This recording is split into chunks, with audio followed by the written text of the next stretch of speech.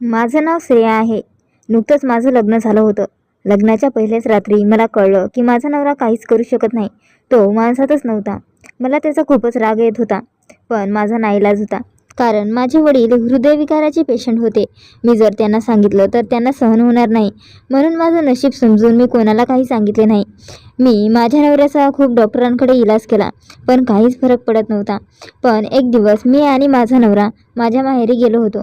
माझी बहीण माझ्या नवऱ्याला घेऊन बेडरूममध्ये गेली. त्या बेडरूममध्ये असे काय झाले माहीत नाही.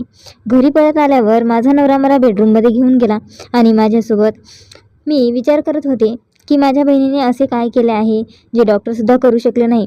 या गोष्टीमागचं सत्य जाणून घेण्यासाठी मी पुन्हा माहेरी गेली आणि माझ्या बहिणीच्या बेडरूममध्ये जाताच मला जे दिसलं ते बघून तर माझ्या पायाखालची जमीनच सरकली. काय मग ताई, कसं झालं हनीमून? माझी छोटी बहीण आर्या मला फोनवर विचारत होती. छान झालं आर्या.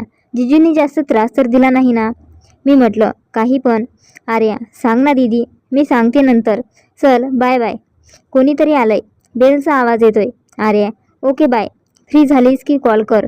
नक्की. तिच्या त्या प्रश्नाने श्रेयाला घामच फुटला. कसलं हनीमून आणि कसलं काय? लग्न झाले तेव्हा किती खुश होते मी.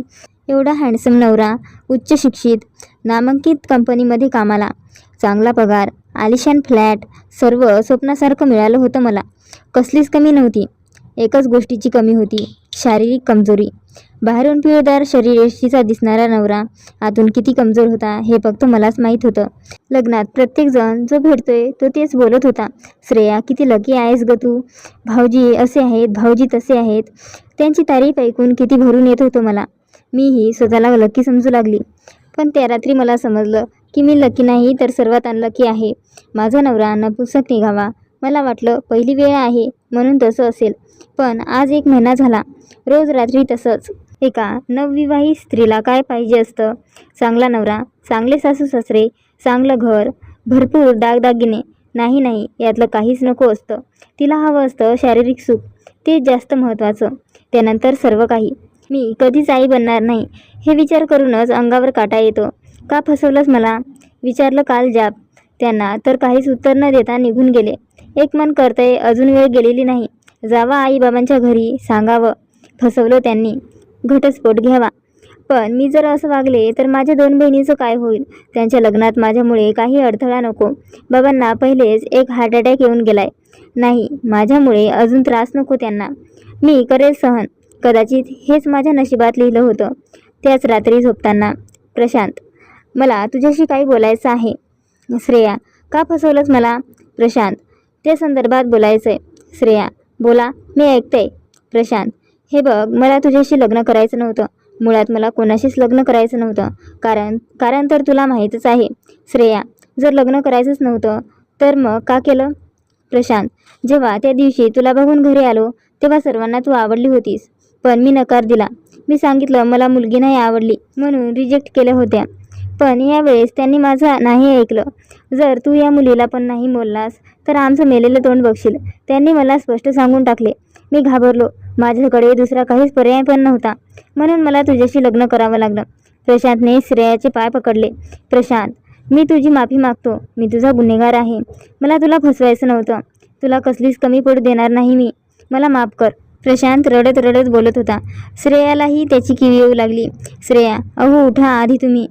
माझ्या पाया पडू नका. मी चुकीचं समजत होती तुम्हाला. मला वाटत होतं माझीच दुःखी मोठी.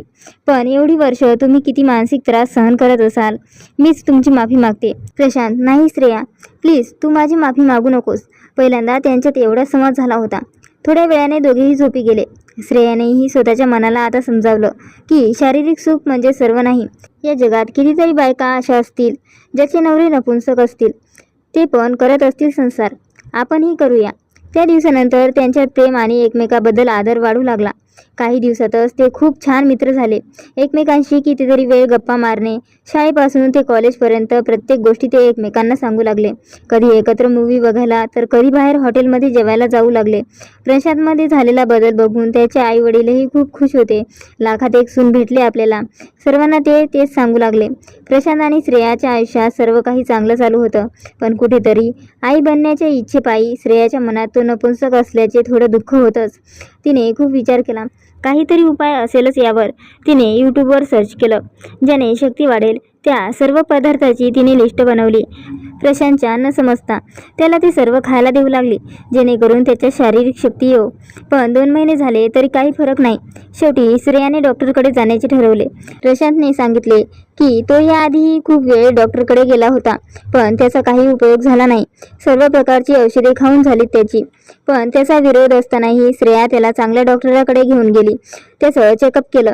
सर्व नॉर्मल होतं, पण तरी असा का प्रॉब्लेम आहे त्यांना उमगत नव्हतं. डॉक्टरने त्यांना सर्वात स्ट्रॉंगवाल्या गोळ्या दिल्या. बरोबर 1 महिना प्रशांतने त्या गोळ्या घेतल्या, पण तरीही त्याचा काहीच उपयोग झाला नाही. आता त्यांना मूल दत्तक घेण्याशिवाय काहीच पर्याय उरला नव्हता. पण घरच्यांना काय सांगणार? प्रशांतचा प्रॉब्लेम फक्त त्या दोघांनाच माहीत होता. जगाला उत्तर काय आणि कशी देणार, हा मोठा प्रश्न त्यांच्यासमोर होता. जसं चाललंय तसंच चालू ठेवूया असं त्यांनी ठरवलं. एकदा दुपारी व्हॉट्सअप ग्रुपवर चॅटिंग करताना तिला एका मनोचिकित्सकबद्दल समजलं. तिलाही असं वाटलं की डॉक्टरचे रिपोर्ट्स नॉर्मल आहेत, मेडिसिन काम करत नाही. कदाचित काही मानसिक त्रास तर नसेल ना. तिने थोडाही विलंब न लावता शहरातल्या सर्वोत्तम मनोचिकित्सकचा शोध लावला. रेवा थोरात तिचं नाव. पहिले श्रेया स्वतः जाऊन तिला भेटली. तिचा प्रॉब्लेम तिला सांगितला. सर्व समजून घेतल्यावर रेवा मॅडम तिला बोलली, तुमच्या मिस्टरांना घेऊन या उद्या. मी त्यांना हिप्नोटाईज करेल, मग त्यांना एक एक प्रश्न विचारेल. जर काही खरंच प्रॉब्लेम असेल तर कळेलच. श्रेयाच्या हट्टापायी प्रशांत येण्यास तयार झाला. रेवा मॅडमने ठरवल्याप्रमाणे प्रशांतला हिप्नोटाईज करून प्रश्न विचारण्यास सुरुवात केली. रेवा, तुमच्या बायकोवर प्रेम आहे का? प्रशांत, हो खूप आहे. रेवा, मग जेव्हा प्रेम करण्याची वेळ येते तेव्हा काय होतं? प्रशांत, मला ती आठवते आणि मी काहीतरी चुकीचं करतोय असं फिलिंग होतं मला. रेवा, कोण आठवते? प्रशांत, नाव माहीत नाही. रेवा, कुठे राहते ती? प्रशांत, माहीत नाही. रेवा, मग तिच्याबद्दल जे माहीत आहे ते सांगा. प्रशांत, मी 8 वर्षाचा असताना मी माझ्या आईबाबाबरोबर शिर्डीला गेलो होतो दर्शनाला आणि अचानक मी गर्दीत हरवलो. मला खूप भीती वाटू लागली. मी खूप वेळ आईबाबांना शोधलं, पण ते नाही भेटले. मी खूप रडत होतो. कोणीतरी गुंड येतील आणि मला घेऊन जाईल असं मला वाटत होतं. इतक्यात एक काका तिथे आले. त्यांनी मला शांत केलं आणि आईबाबांना शोधायला मदत केली. त्यांच्याबरोबरच एक माझ्या वयाची मुलगी पण होती. त्या मुलीने माझा हात पकडला. मी कितीतरी वेळ त्याच मुलीबरोबर होतो. माझी सर्व भीती त्या मुलीने घालवली. काही वेळाने माझे बाबा भेटले. त्या मुलीचा हात मला सोडवत नव्हता, पण नंतर सोडावा लागला. तिचं नावही मी विचारलं नाही, पण मी तिला विसरू शकलो नाही. श्रेयाला हात लावल्यावर पण मला त्याच मुलीचा चेहरा आठवतो. अजून इकडचे तिकडचे प्रश्न केल्यावर प्रशांतला थोडा वेळ आराम करायला सांगितला. त्या बाहेर आल्या आणि श्रेयाला प्रशांतचा प्रॉब्लेम सांगितला. रेवा मॅडम, मला वाटतं तुमचा प्रॉब्लेम सॉल्व्ह न होण्यासारखा आहे, कारण ती मुलगी कोण, कुठे असते ते काहीच माहीत नाही. 22 वर्षापूर्वी ती कशी दिसत होती आणि आता कशी दिसत असेल, ती मुलगी भेटणं अशक्य. थोड्या वेळाने प्रशांत शुद्धीवर आल्यावर ते घरी येतात. ती त्याला काहीच सांगत नाही. त्याच्या कमजोरीचं कारण माहीत असूनही ती काहीच करू शकत नाही. याच गोष्टीचं तिला दुःख होत असतं. 1 वर्ष निघून जातं. तसे ते आनंदात राहत असतात. श्रेयानेही आई बनण्याची आशा सोडली होती, पण श्रेयाच्या आईबाबांना, सासू सासऱ्यांना त्यांची काळजी वाटू लागली.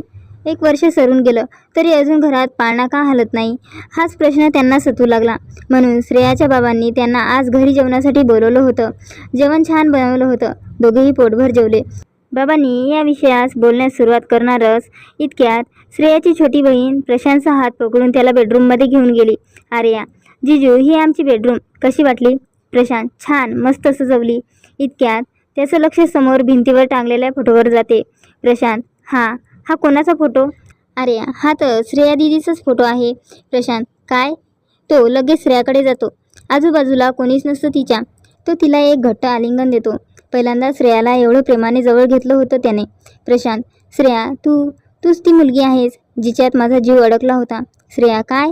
प्रशांत, तू लहान असताना एकदा शिर्डीला गेली होतीस, तेव्हा मी तुला भेटलो होतो. श्रेया आठवण्याचा प्रयत्न करते. नंतर तिला आठवतं की ती शेजारच्या कदम काकांच्या गाडीतून गेली होती शिर्डीला. तिथे एक अनोळखी मुलगा दिसला होता, एवढंच तिला आठवत होतं. प्रशांत खूप आनंदात असतो. तो लगेचच श्रेयाला घेऊन घरी येतो. घरी आल्या आल्या श्रेयाला घेऊन बेडरूममध्ये जातो आणि तो तिला प्रेमाने स्पर्श करतो. तर बघतो तर काय आश्चर्य, तो आता नपुंसक राहिलेला नसतो. जी मुलगी नेहमी त्याच्या मनात यायची, तिच्याशीच आपला विवाह झालाय या कल्पनेने तो खुश होतो. श्रेयाला पण ते सर्व स्वप्नासारखं वाटू लागतं. ते पहिल्याच दिवशी सुखाच्या परमोच्च क्षणापर्यंत पोहोचतात. श्रेयाच्या डोळ्यातून तर आनंद अश्रू वाहू लागतात. काही दिवसातच श्रेयाला दिवस जातात. एका वर्षातच त्यांच्या घरी एक गोंडस बाळ जन्माला येते. तर मित्रांनो, कशी वाटली आजची कथा? आवडली असेल तर प्लीज लाईक आणि शेअर करा. अशाच नवनवीन कथा ऐकण्यासाठी माझ्या चॅनलला सबस्क्राईब करा.